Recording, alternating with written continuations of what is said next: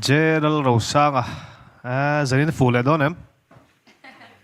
Pathian zara phụ tu rangai kan siang phụ lệ cho háo sắp đó chơi nè phụ chiang tay khani tổ top mai sẽ hay là viết một ông đàn thiểm tuổi lệ mi xuống chơi chuan zanin nangi sak don Rosang liana zorok la valalu hay kan lu hay đó lệ don lộ em nào thật đâu inside đó nè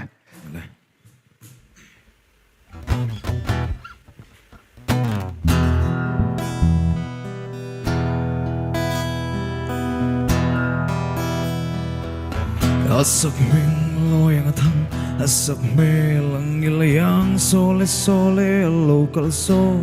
aron hoy meke ito na valalu hay ito na valalu ito na valalu ito na valalu hay Tapialan naratum Tuan para mo'y mga pasamtum Puan sa'y mo'y full ta kinaroon feeling taso Ito na falang luwahay Ito na falang lu Ito na falang lu Ito na falang luwahay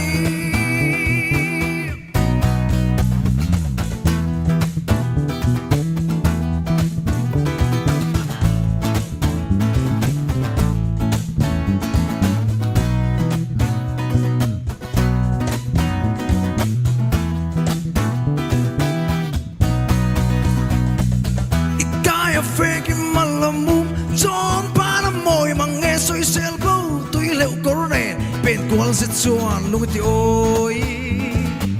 Ito na falang luwahay Ito na falang lu Ito na falang lu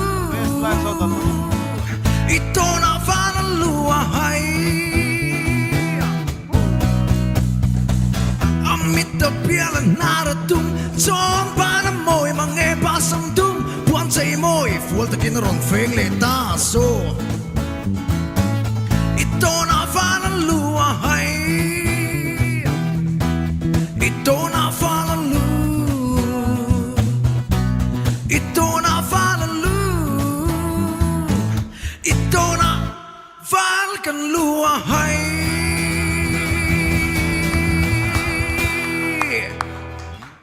Kalau meh,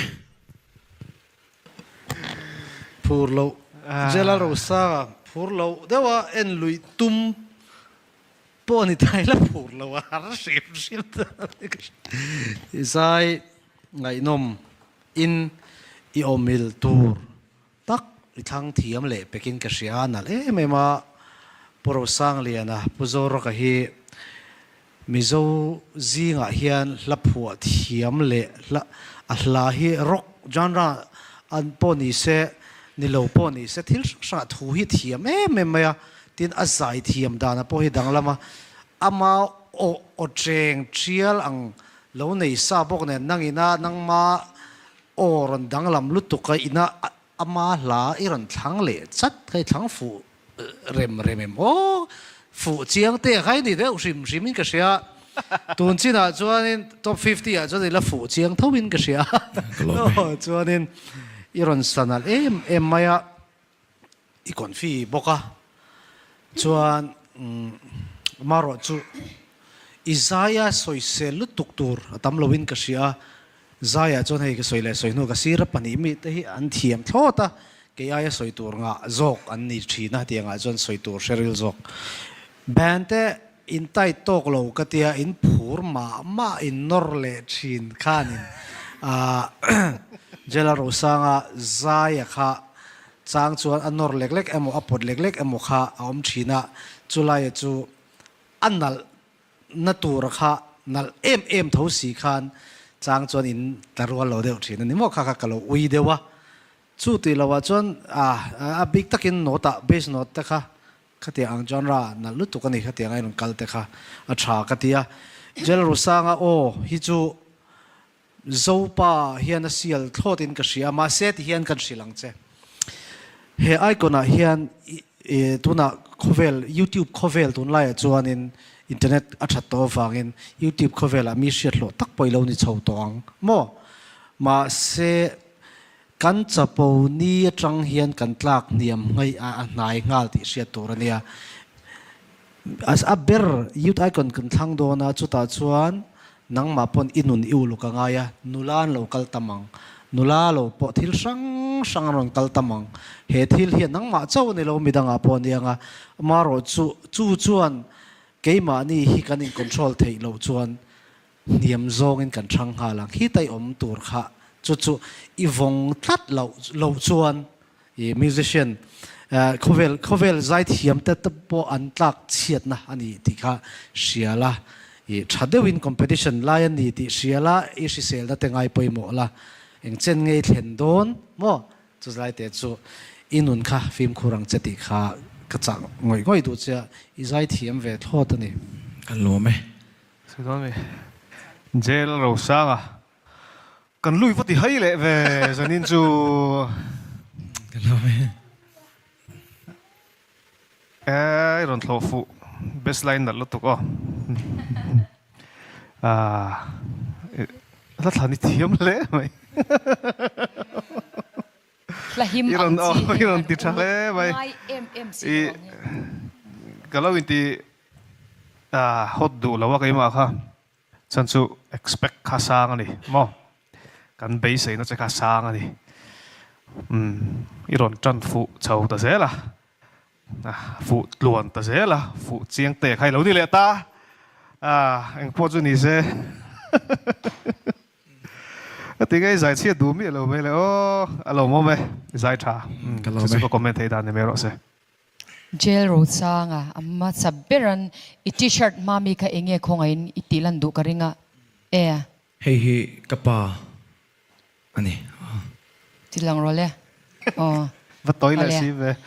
ipa ni coloring ve rengota khatia I okay thank you I puan baina hlia kha kalo ui puya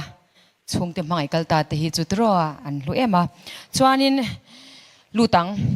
intro ron luta sapo country music kan ti ang kami acoustic guitar te pedal steel guitar banjo harmonica le simple drum pattern ang chi ho te kha kal ron langa chuanin iron ti chhozel nang ma a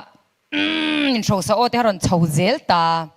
chuan nang ma ka du em pakha chu ania main inget ania main inging lawa ania mai nget lai hi tha ka ti em ma chuan I ka chan te khan ron soi to a ke pok lo ziak molan china khan competition in ti lai hian I enge thil ren chu thutluk nei chu ke mani fekania ka chu kan the thawanga mai ro chu he in ti siak na mut I bo thak khopian tlemoi dangte rimoi dangte mo thil thave dang si angkhan nangma hi ashwai bo chi ka hlau em a chan chu I thoma lian ve ni zep lo chuan khamila ka khanin ifin thiam poi moin ka sia a thil reng a chia a tha engkim mai hi kanuna hianin I laklu dan tok hi kan thia mangai ni fakna po avai laklu tur ni lawa selna po avai laklu tur ni lawa khit film clear fill thia mangai ani a balance kan thiam lo ni kha kan ti swal ni turania tu chu nangma ba ka midang te po in vain ka shil ngal che ni se tin time management internan chuta kha ta local ro chumi khami sumi interview te po nyang he interview te po in nei newa kan lo ral shiata alom tho maya in mi mal nun ania soyang khan amaro chu khami wanga YouTube pathom in nei lena wang khan ke mani lama chon point kha kan pek san pha don lo shim chewa ei tun lai chon zep thu cheng lo YouTube channel siam thar kan tam ema an tam ema content do in I thil trending thil lar mek kha bo antam veni zet lo chuan mi